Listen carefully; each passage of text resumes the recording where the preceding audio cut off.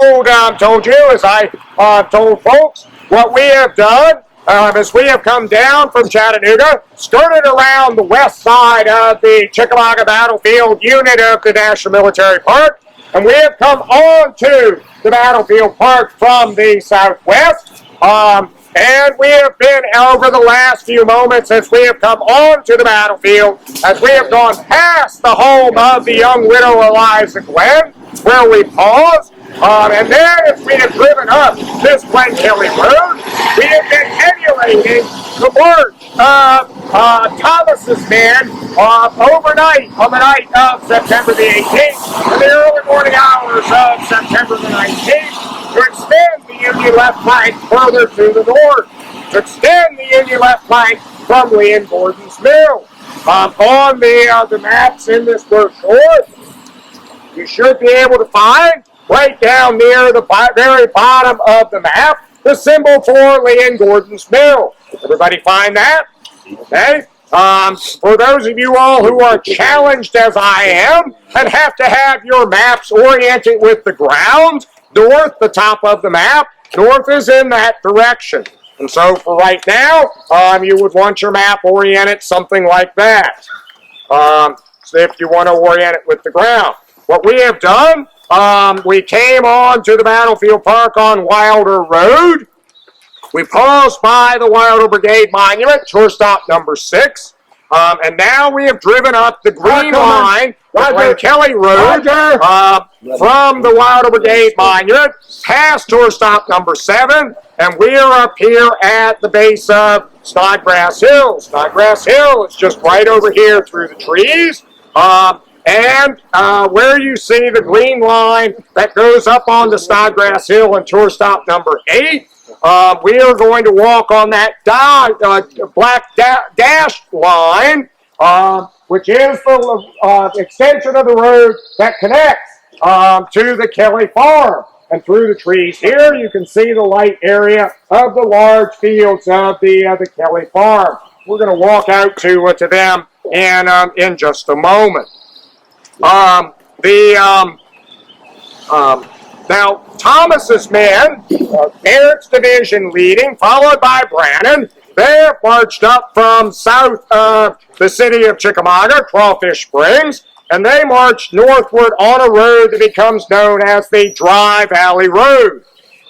Today, the Dry Valley Road does not exist as it did at the time of the Civil War. A post-Civil War railroad, the railroad that we saw in Chickamauga, Crawfish Springs yesterday, the railroad that we saw just a few moments ago, that railroad, when it was constructed in the 1880s, got the best choice of ground as to where to be, and that supplanted the Dry Valley Road. On the west side of the railroad, a road to essentially do the same thing was developed, and that is what is today that Osborne Road that you see on the map.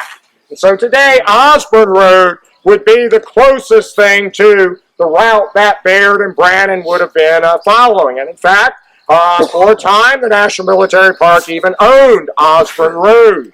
But the Park Commission built another road just on the east side of the railroad, and that is the Wilder Road. Because we can't get the buses across the railroad track there at the Wilder Brigade Monument, we had to come over onto Wilder Road, and then we joined the historic alignment there at the Wilder Brigade Monument where we paused.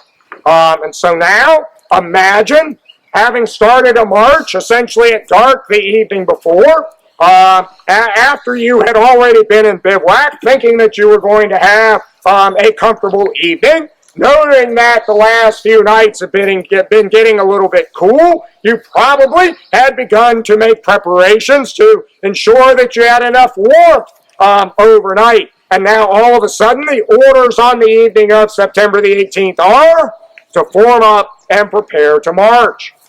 And Baird's division will set out.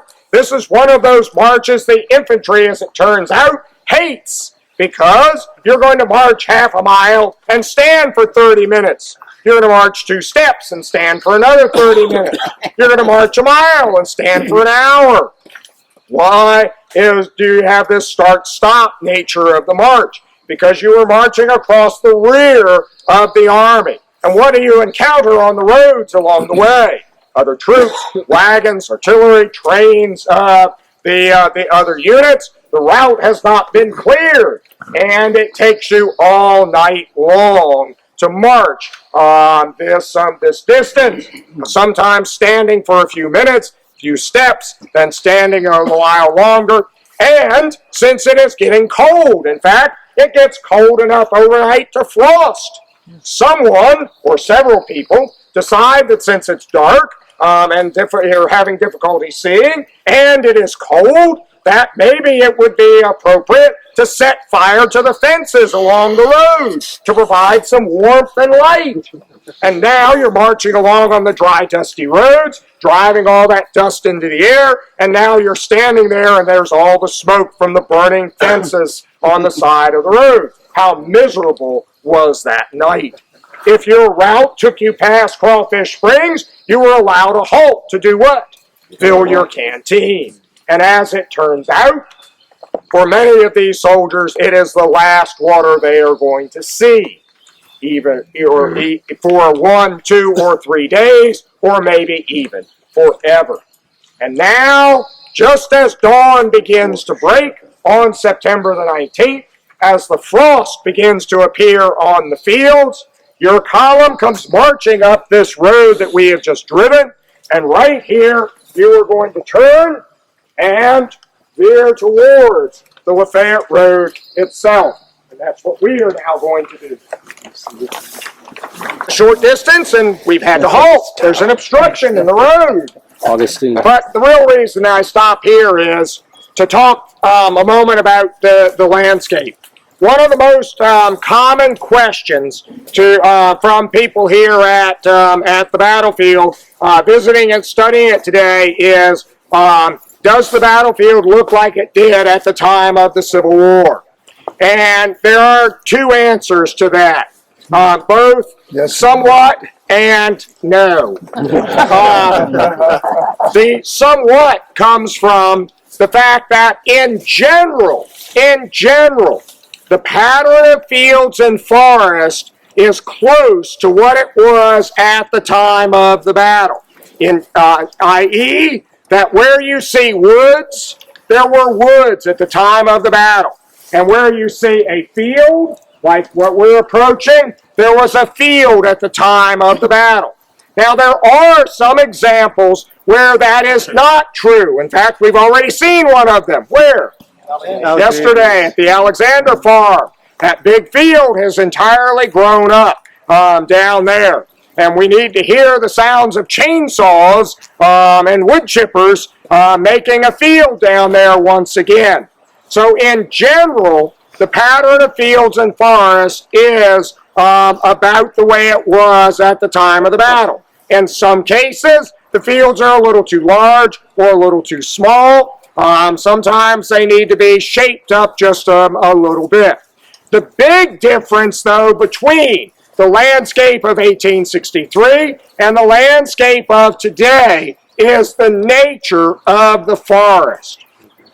The woods at the time of the battle, because of the open range grazing and the presence of fire in the environment, the woods were more open than they are on most places on the battlefield.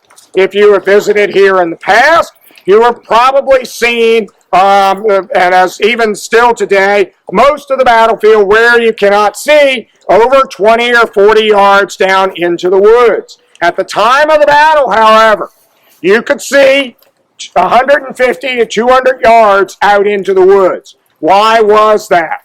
That was because at the time of the Civil War, the agricultural practice was for farmers to fence their crops in the fields. Within those fenced-in areas, they grew their corn, and here a little bit of wheat and oats as well. And then their livestock, they branded or notched its ears and turned it loose. And the hungry cows, horses, pigs, sheep, and goat ate the low-growing and low-hanging vegetation. Today, we do not have hundreds of head of livestock wandering around in the woods, eating the low-growing and low-hanging vegetation.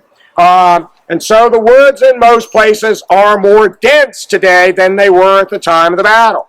However, we have, over the last few years, initiated a program to try to manage the density of the vegetation. Now, we're doing it for two reasons. One, to make it look more like it did in 1863. And two, we have a plant growing here which was not here at the time of the battle, Chinese privet. And I'll say more about that in just a moment. And in many places today, the woods have become so choked with Chinese privet that we are having to do vegetation management to try to get a handle on that Chinese privet, which is choking everything else out. Because so much important battle action occurred along the corridor of the Lafayette Road, from the Visitor Center south to just below the Brotherton Field, we have been concentrating this vegetation management work in this area along the Lafayette Road, in what we informally call the box, kind of the core area of the battlefield. You are in one of those places where we have done the treatment in the woods. And as you look through the trees here, you are seeing a density of forest similar to what it would have been at the time of the battle, where you could see 150 or 200 yards down through the woods. Now, is this still thick woods and heavy underbrush? Yeah, particularly when you remember that the soldiers are fighting in those long straight lines, elbow to elbow, 2 ranks deep, and when a soldier fires his weapon, what is produced? Smoke. And what does the overhead forest cover do to that smoke? Trap it or hold it in. Now, we have very few photographs of the Chickamauga battlefield at the time of the Civil War. However, we are fortunate that there are some wartime photographs of another battlefield in this area. And so I can get you to hold that one up and slowly turn around.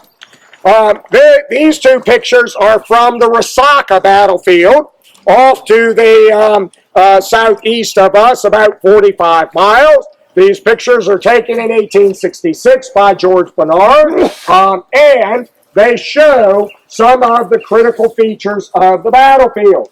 This one that I am holding, you see a farm field in the foreground. What do you see standing in that farm field? Some dead trees, right? Yeah. Why are those trees dead? Oh, that mean old battle killed those grand old trees, right? No. The farmer killed those trees. How they cleared the fields were they girdled the trees. They cut through the cambium layer about 3 feet off of the ground, and then the tree would die. For the first years of farming, a farmer would farm around the dead standing trees. In the wintertime, they might use fire to encourage the trees to fall a little more rapidly. But many of the fields had dead standing trees in them. Look at the color painting on the cover of the brochure. What do you see standing in that field up there at Snodgrass Hill? Dead trees. The farmers then would fence in their crop with the 5-foot-high split-rail zigzag worm fence, like what you see on the, as you view it, right edge of the picture over here under my left fingers. And we'll see a couple of examples of that 5-foot-high split-rail zigzag worm fence as we go along. This gentleman is holding up another picture of the same farm, where you can see some of that fencing, some more of the dead trees, fields that are being cleared. These are more like what the battlefield would have looked like in 1863. One of the few photographs of the actual Chickamauga battlefield is this one. And again, you can see the dead standing trees, the stumps from the clearing, the girdling, the 5-foot-high split-rail zigzag worm fence, the vertical paling fence. Try to picture these landscape features across the battlefield. In a few places, we've been able to put fences up. We haven't put any up recently, because we have some managers now who think they're too much to maintain. They think you have to mow around them. We're not maintaining a park. We're maintaining a 19th century a rural agricultural environment. So we haven't been able to put up more fences recently. Okay, so try to picture this as what the woods would have been like in 1863 across the battlefield. In several places where we'll be today, we have done this management. In other places, we still need to do it. Yes, sir.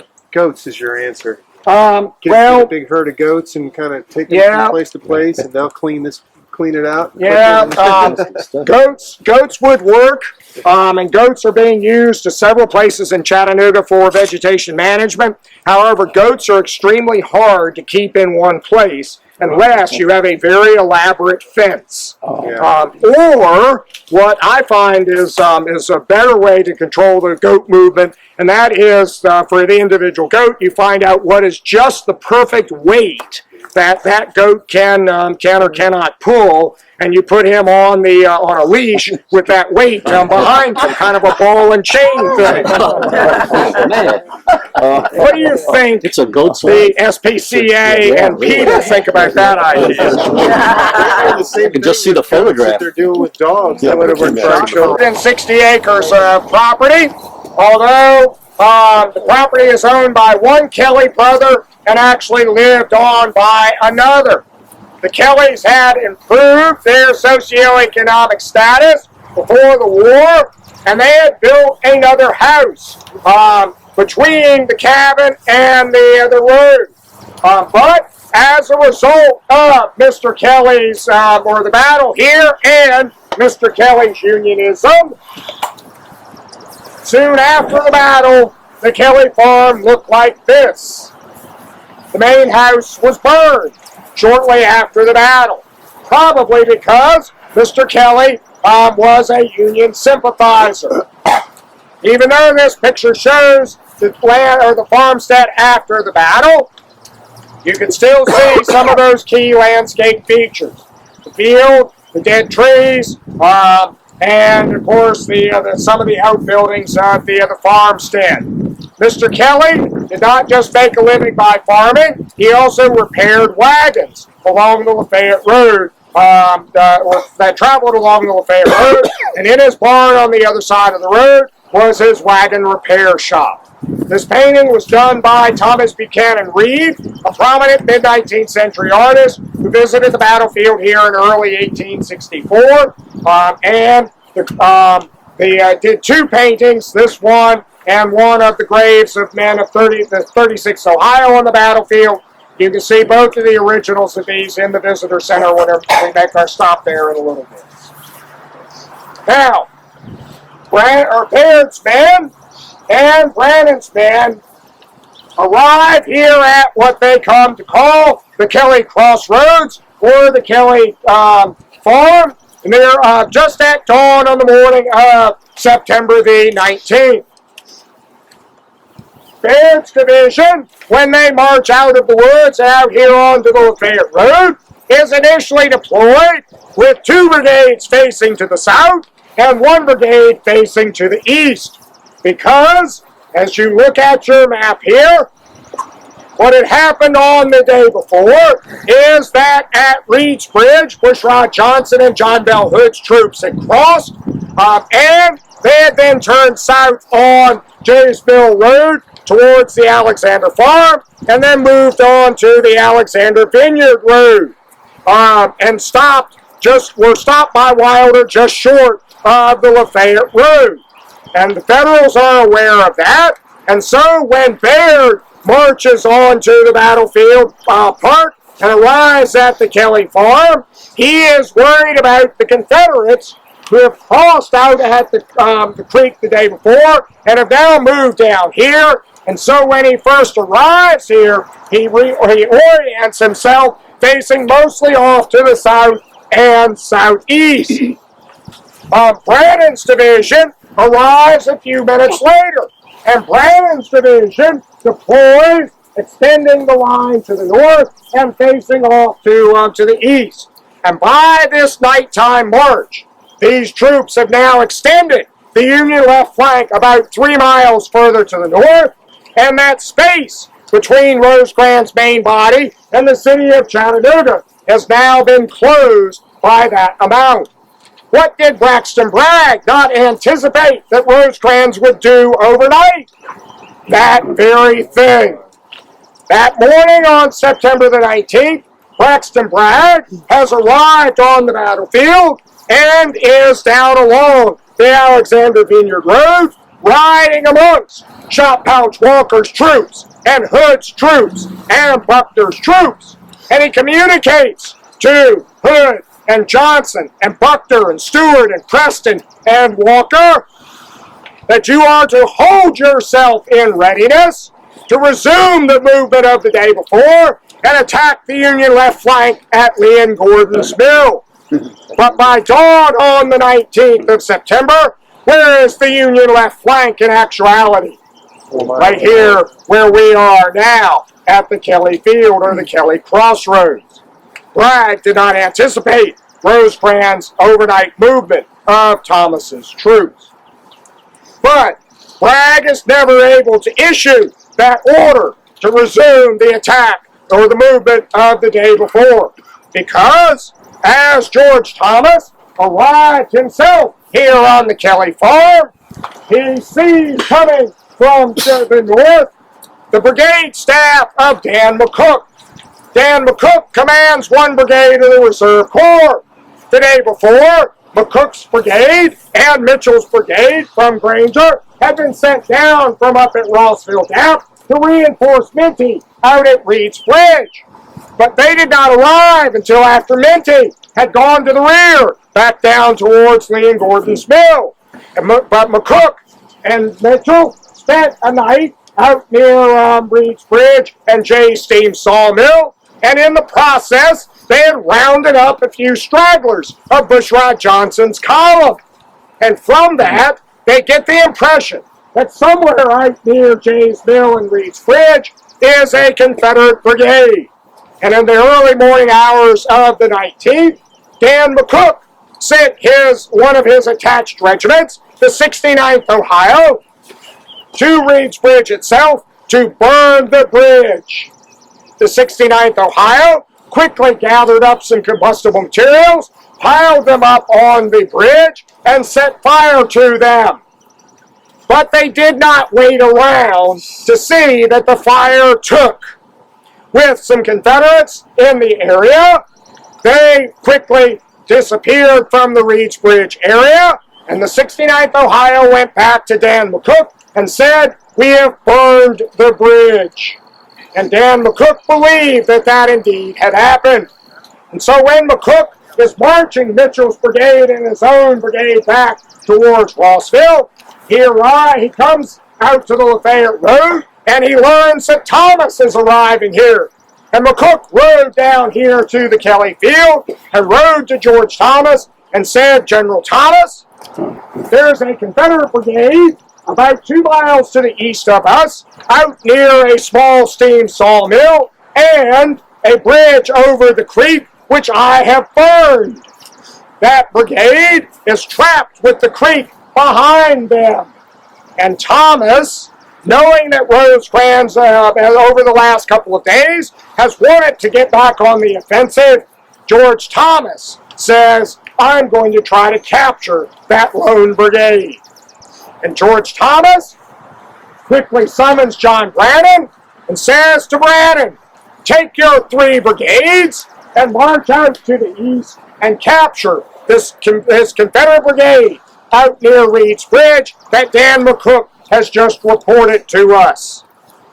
And Brannan quickly gives the order, and the bugles and drums are sounded for the men to fall in.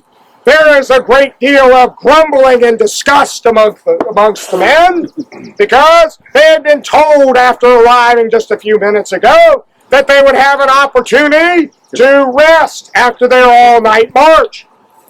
And now that it is morning time, what do you think the majority of those men are doing? Eating. Making coffee. It's morning. Making coffee. Making coffee.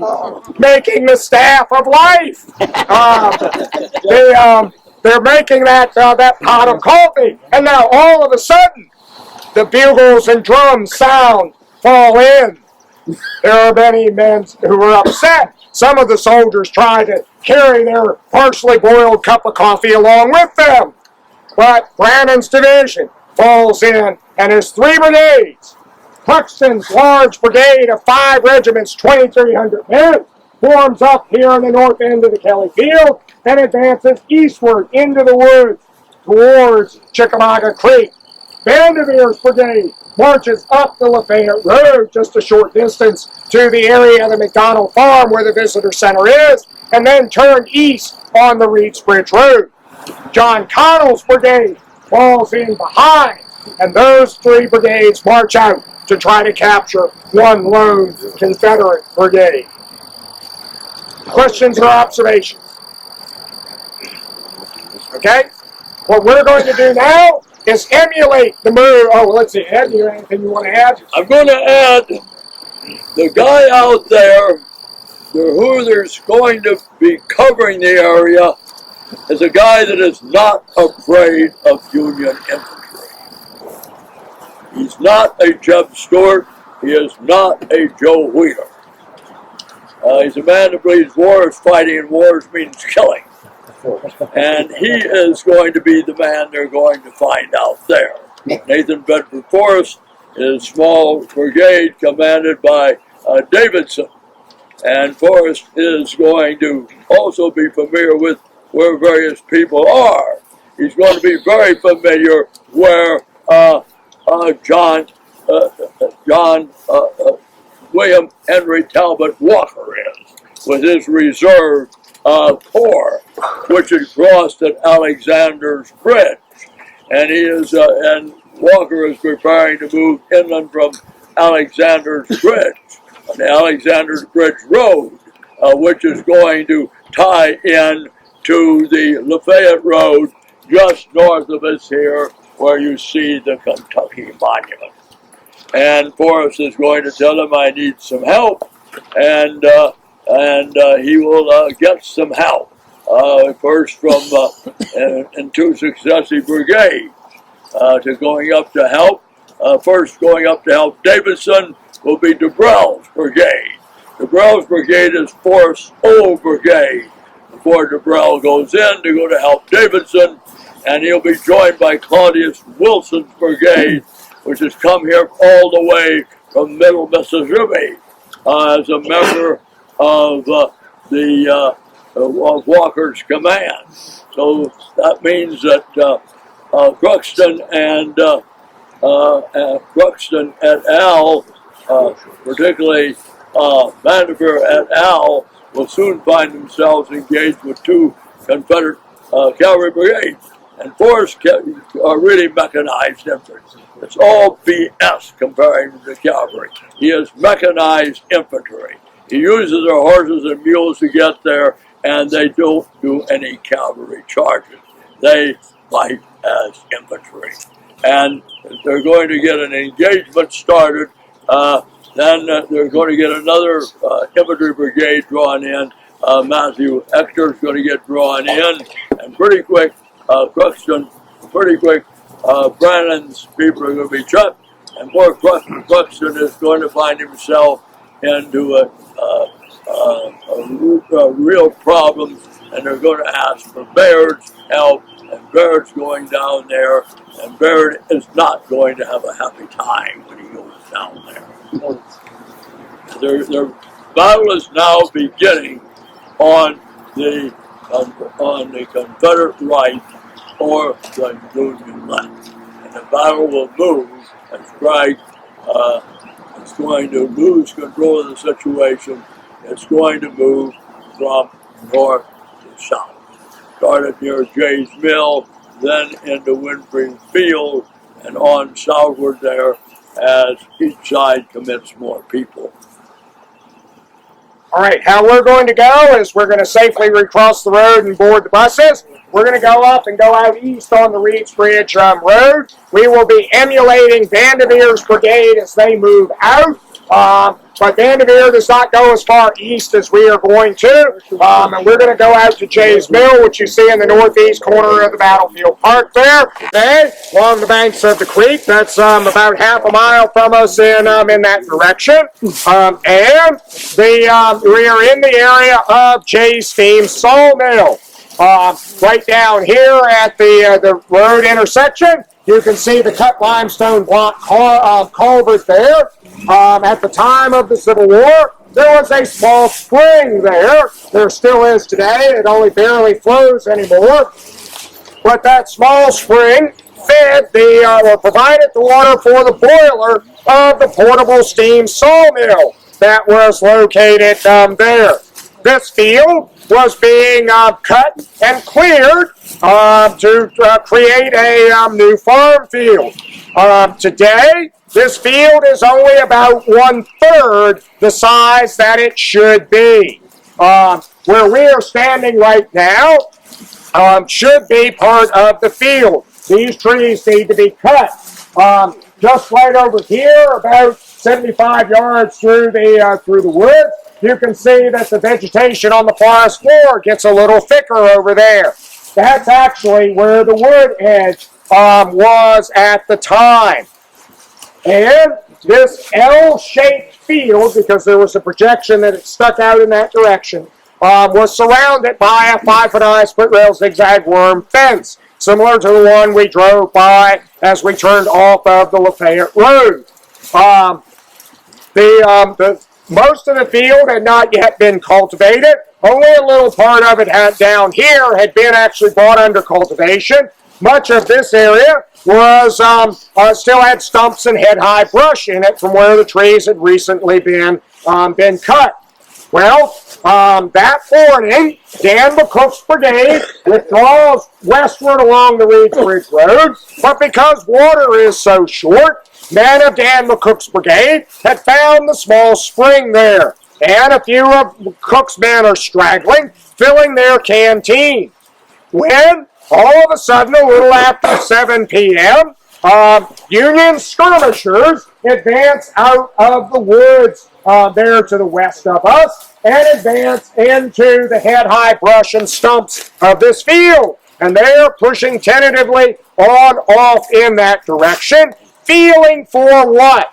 This supposed lone Confederate brigade out here that is trapped against Chickamauga Creek because Reed's Bridge has been burned behind them.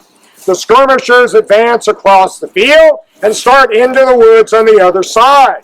The main line of Cruxton's brigade, 3 regiments deployed in line of battle, arrive along the edge of the woods there, and they look out into the field in their front. And just at that moment, coming up from the south, is the advance guard of Davidson's brigade of Forrest Cavalry, as Ed had related. Now, Forrest, who was the day before supposed to cross as high up as Dyer's Bridge or Dyer's Ford, but because, as far as Ed said, Forrest is a man that knows that war means fighting and fighting means killing, Forrest has, on the 18th, joined the fight at Reed's Bridge. But Forrest had, after crossing at Reed's Bridge, simply screened the movement of Bushrod Johnson's troops onto the south, down to the area of the Alexander Vineyard Road. Forrest had bivouacked there overnight, and now on the morning of the 19th, Forrest gets his available troops, Davidson's small brigade, back in the saddle, and he rides them up to the north to begin a day of scouting, screening, and intelligence gathering on the Confederate right flank. And that morning, as they ride north on the Jaysville Road, the brigade halts, but the advance guard of 60 or 70 men rides just a little bit further to the north. As they ride up that road, they come to a place where they can see Jay's Steam Sawmill and the small spring. And what do they see around the spring there? A few Union soldiers doing what? Filling their canteen. Well, Forrest is the eyes and ears of the Army. what could provide intelligence for Braxton Bragg and some Union soldiers. Those advance guard men ride forward to try to capture some of those Union soldiers. The Union soldiers see and hear them coming, because I suspect that Forrest cavalrymen were probably yipping the rebel yell or something similar to it as they ride forward. Those Union soldiers, stragglers of McCook's brigade, take off. They begin running through the head-high brush in the field off in that direction to catch up with McCook's withdrawing brigade. The skirmishers of Cruxton's brigade sense the arrival of those Confederates. They begin to drop back. A couple of shots are fired. The advance guard thinks there are just some Federals here they're going to round up. They ride out into this field, and as you can notice, the field is rising from right over there. There's a little crest right in this area, and then it drops down just slightly towards the edge of the woods. And the advance guard riding through this field, chasing those withdrawing Federals, and one of the members of the 10th Indiana of Cruxton's brigade, Peter Kellenberger, standing in the line of 1,200 Union soldiers at the edge of the woods, will describe what happened next. Soon our skirmishers ran against the enemy. The 2nd Brigade was in line of battle. We halted at the edge of a wood, and very soon our skirmishers came back on the run, with a troop of rebel cavalry came rushing over the hill close on to our skirmishers. "Steady, boys! Wait for the word," was heard from our colonel. On came the cavalry. The advance had raced 150 yards without seeing us, and then one tremendous volley rang along the whole line. At first, all was smoke, then dust from struggling steeds. A few riderless horses were running here and there, save which nothing was seen of that cavalry troop. Thus began the Battle of Chickamauga. I read of cavalry charges and seen them in print, but this was the first reality of the kind I had witnessed, and truly it was a grand sight. Deserters told us not one of that squad returned fighting. Now, Kellenberger overestimated the marksmanship of the men of the 10th, 74th, those 3 regiments of Cruxton's brigade. But he certainly sent that advance guard scurrying back the way they have just come, scurrying back on to the rest of Davidson's brigade, standing dismounted by their horses in Jaysville Road just to the south. And how do you think Nathan Bedford Forrest took having his advance guard caught by surprise? Not well at all. And clearly, this is Union infantry here. And as Ed related, Forrest is fighting his men mostly as mounted infantry. Since they're already dismounted, the order is to stay dismounted, and the horse holders take the other horses, and about 750 of Davidson's men are brought up on foot and moved westward to engage Cruxton's brigade. By this time, Cruxton has sensed that there is something out here of some size, and he's withdrawn a little bit to the west into the woods.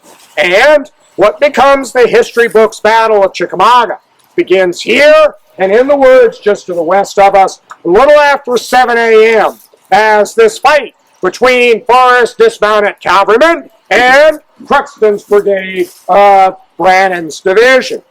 As Ed related, Forrest is outnumbered. A total of only about 1,000 men. Only about 750 initially are able to go into action, although subsequently Forrest is going to give the order for the horse holders to go into action as well. But Forrest, he knows he's outnumbered. He needs assistance. And as Ed related, Forrest rides south to where he knows there are other Confederate troops. His other brigade, DeBrell's brigade, his old brigade, is brought up and added to the action. But really what he needs is infantry. And what is camped along the corridor of the Alexander Vineyard Road to the south of us, almost 2 miles, but infantry. and that is, in particular, troops of William Henry Talbot Shot Pouch Walker's Reserve Corps.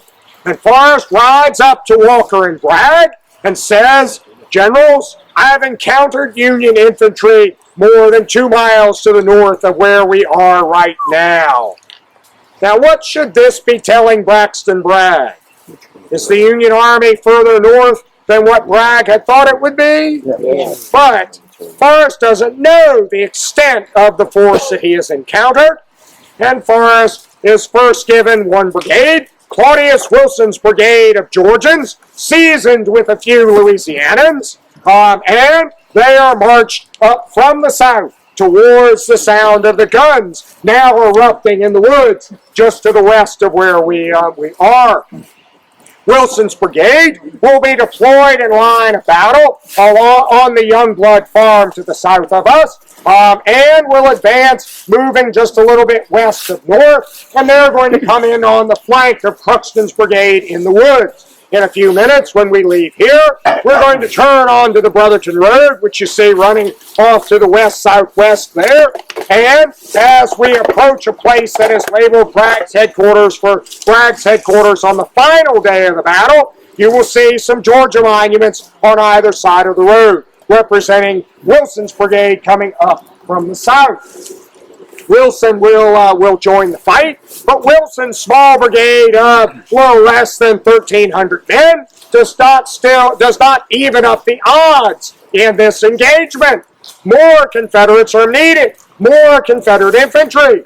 This time Forrest rides to the south, and he rides up to Matthew Ector, the commander of a polyglot Confederate brigade, and says, "Young man, bring your brigade and come this way." He doesn't get permission of Walker or Bragg or anyone else. He simply takes Matthew Ector's brigade of Texans, North Carolinians, and then fragments of Alabama and Mississippi regiments that had been not caught up in the Pemberton's been cooped up at Vicksburg. Ector's brigade is brought up, and they're deployed on Wilson's right, and they're going to drive up the corridor of the Lafayette Road and mostly go into action against Vanderveer's brigade on the corridor of the Reed's Bridge Road.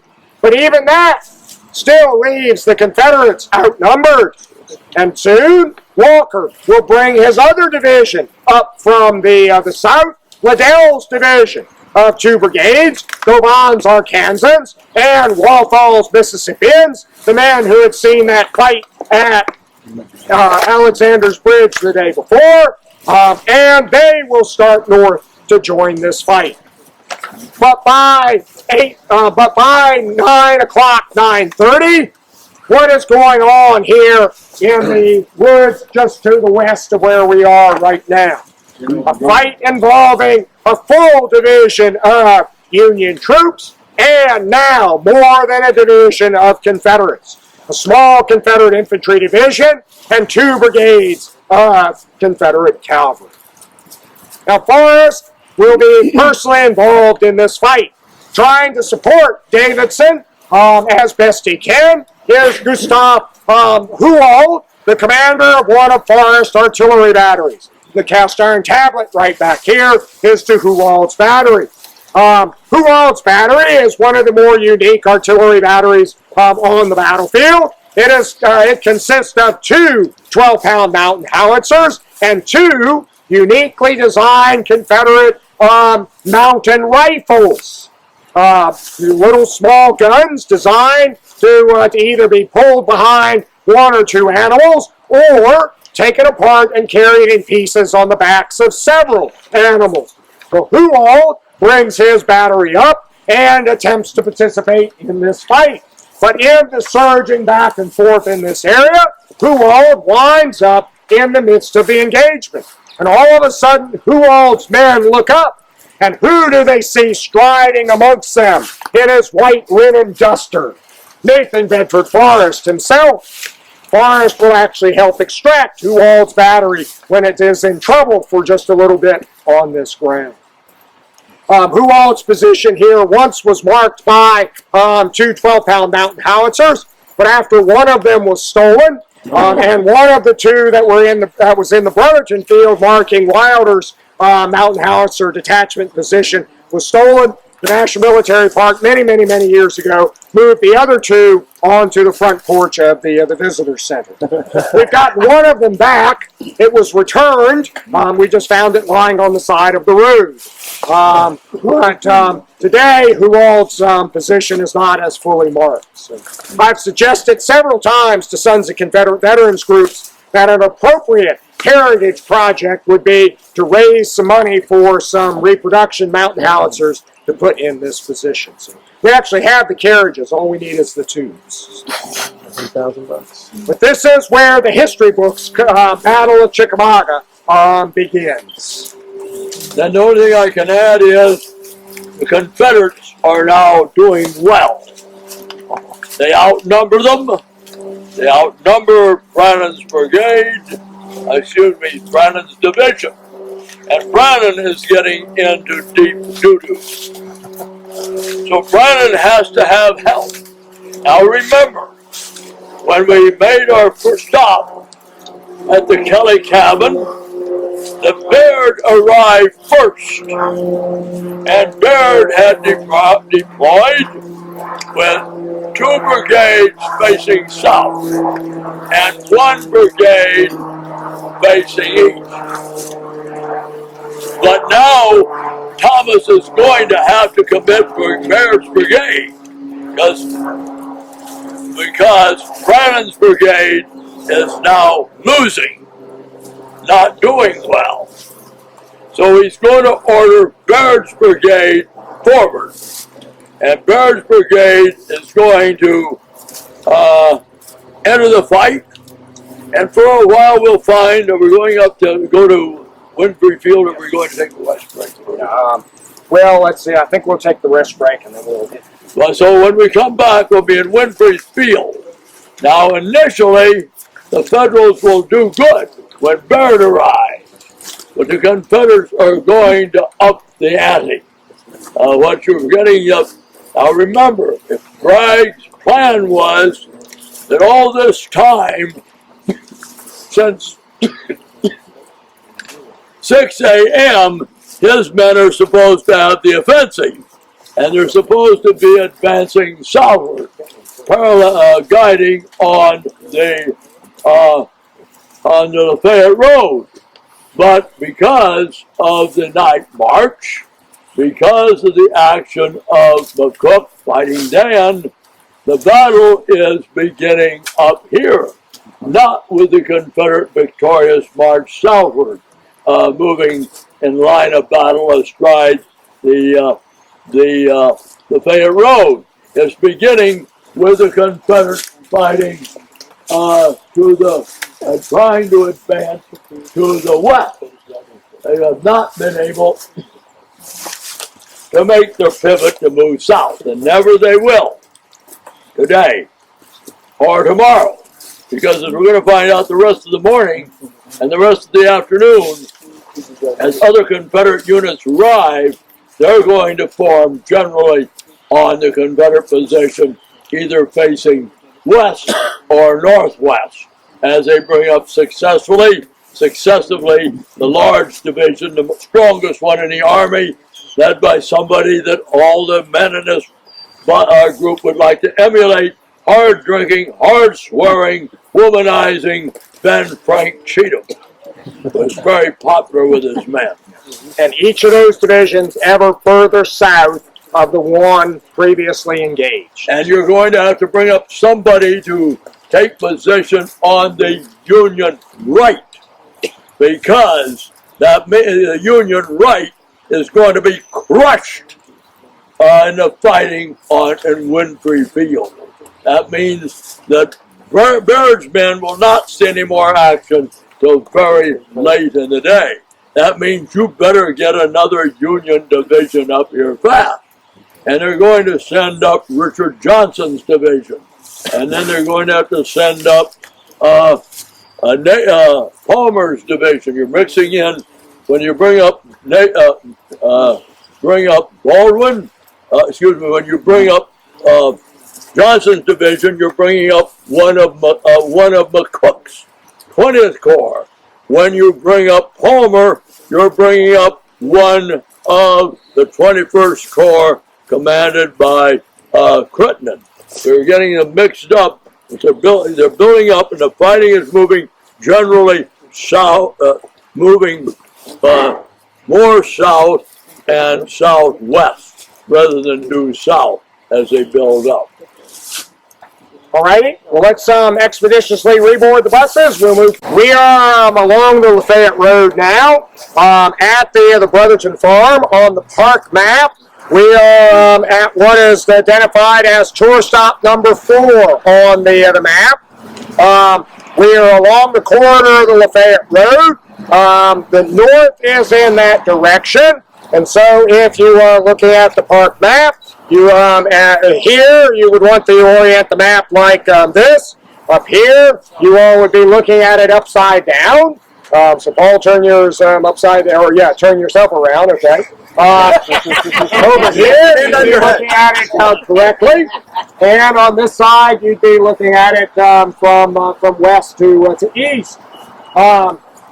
As Ed has related. From that opening fight at Jay's Mill where we were earlier, the fight is going to flow southwestward during the course of the morning as both sides add in one unit after another.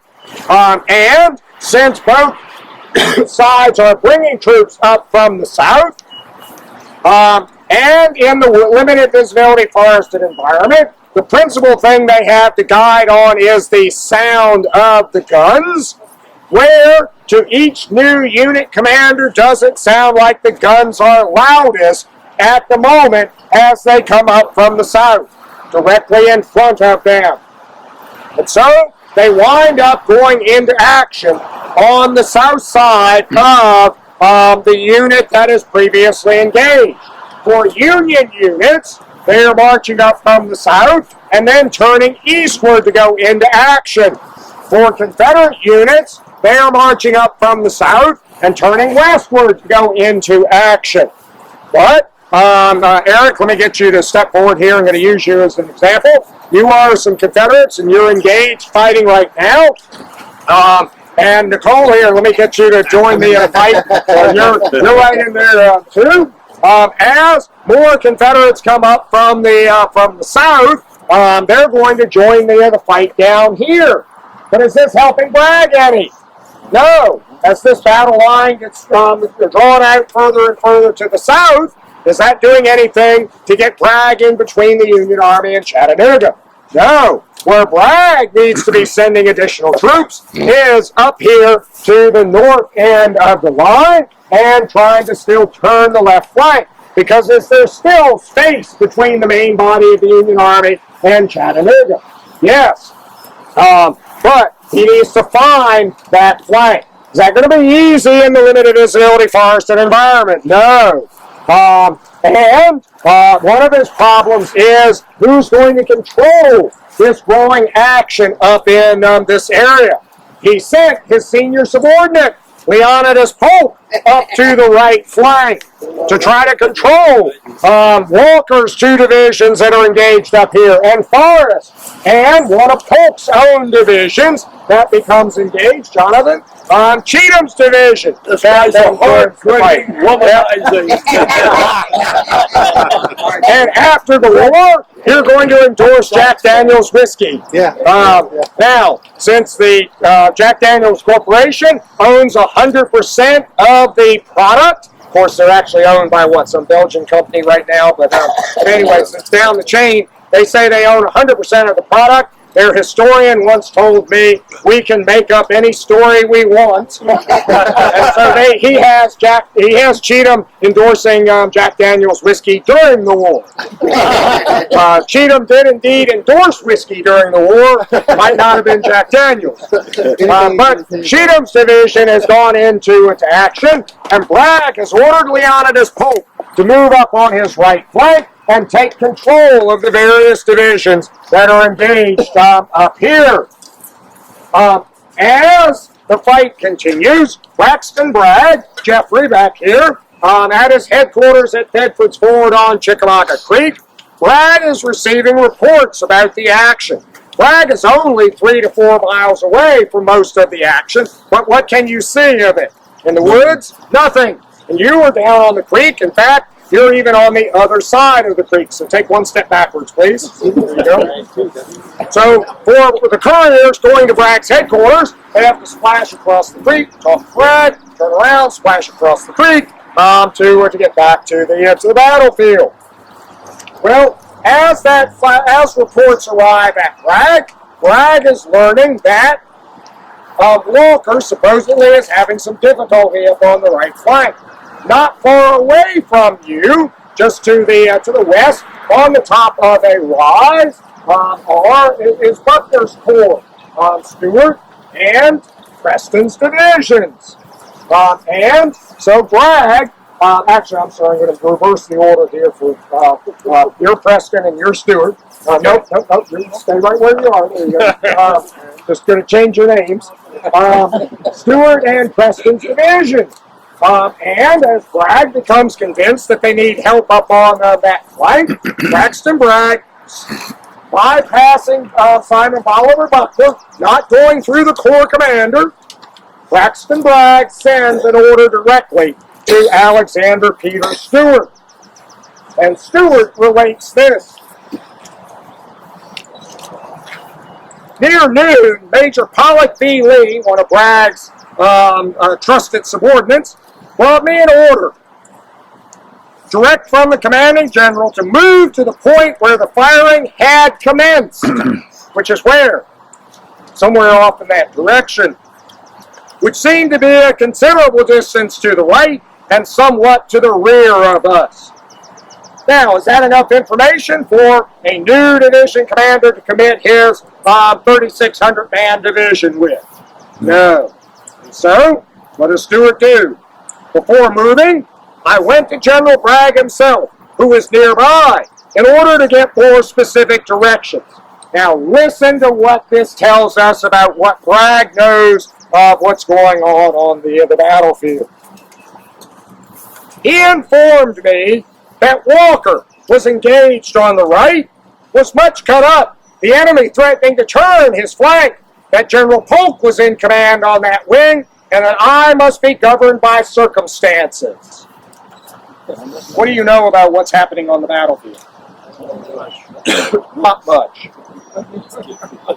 So? Because remember, this is General Cheatham. Walker is back there. So, has Stewart learned very much?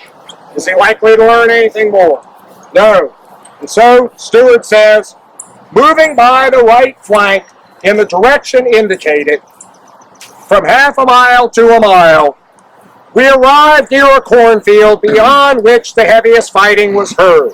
It's fighting on the left flank. If you look at the map on page 18 in your handout, you can see Wright's brigade of Cheatham's division, the left flank of Cheatham, being struck by Cruft, Gross, and Van Cleve. Stewart doesn't know that, but that's what's happening across that cornfield. Messengers were sent in search of General Polk, but without success. And fearing to lose too much time, I determined to move upon the enemy across this cornfield. Lieutenant W.B. Richmond, aide to General Polk, confirmed me in this design. He came up in search of the general himself, told me that from what he knew of the nature of the ground and the situation of the enemy, a better point at which to attack could not then be found. And Stewart goes in. Stewart is... This is going to be a very weak point. Because you got weak Union brigades here.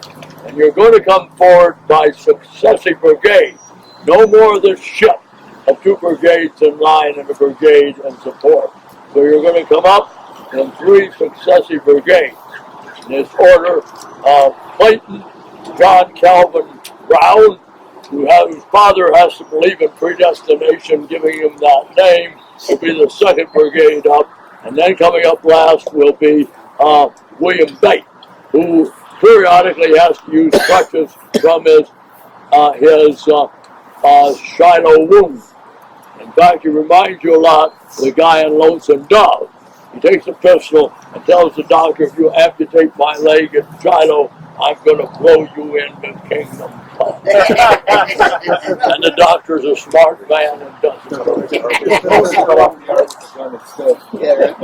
So Stewart, now moving up on the left of Cheatham, in that column of brigade formation, in the woods, striking that seam between Palmer and Van Cleve's division, striking a couple of brigades like Cruft and Gross that have seen some action and are now attrited a little bit, and then Sam Beatty and Dick, whose brigades might not be the best. Clayton's brigade is able to start driving these Federals back.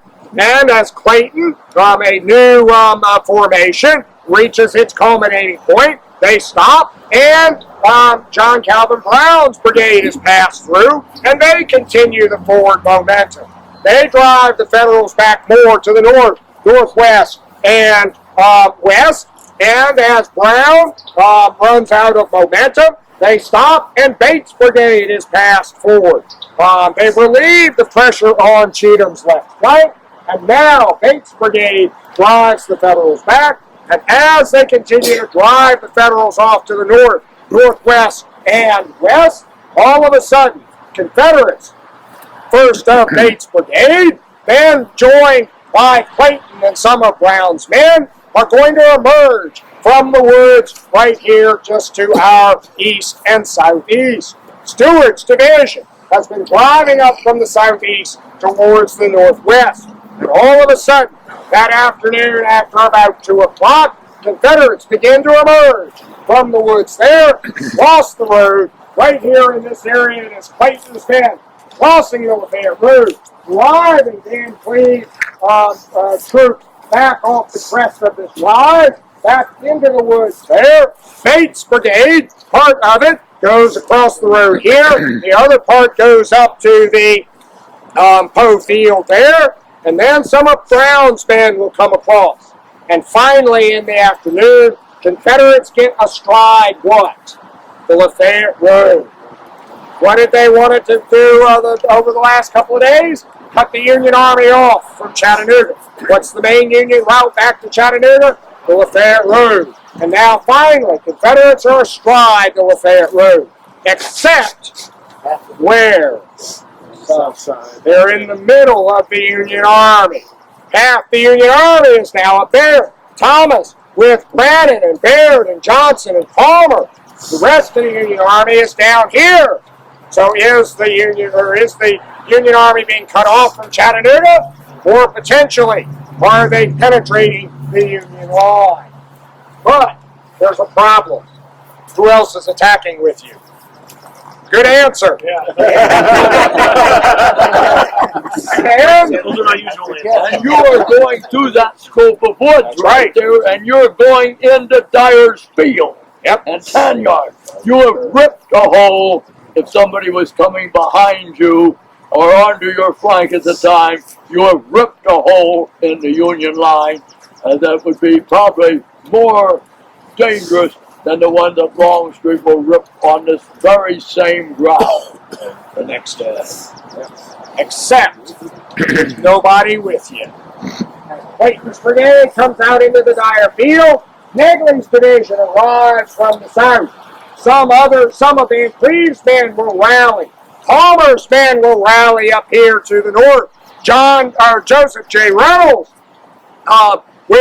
some of his men have been engaged in the woods out to the east, and Reynolds has been out here on the road, and he sees a lot of artillery batteries in this area. He has rounded them up, and he spreads 18 guns across the Lafayette Road at the north end of the Poe Field. And as Bates' men arrive in the south end of the little Poe Field up here, which you can get just a little glimpse of existing there through the trees, all of a sudden, as those men of Bates' brigade step out into the south end of the Poe Field, they look across it, and there at the north end stand 18 Union guns with the loaded with the number 5 band standing with the lanyard stretched taut, looking away, waiting for the command to fire. And all of a sudden, those 18 guns open up, and the ground is going to be plowed by those projectiles in front of Bates' brigade. And Bate is going to be blown to a halt in the south end of the field. Clayton is going to be repulsed by the Federals who have come up in his front. And as the afternoon passes, Stewart's division is going to have to withdraw across the Lafayette Road and back into the woods on the other side. The Federals are able to seal this breach in the line. And now you can think where we're going to Vineyards Field, supposing Bushrod Johnson had been an echelon on the left of Stewart. Think if Hood had been an echelon on the left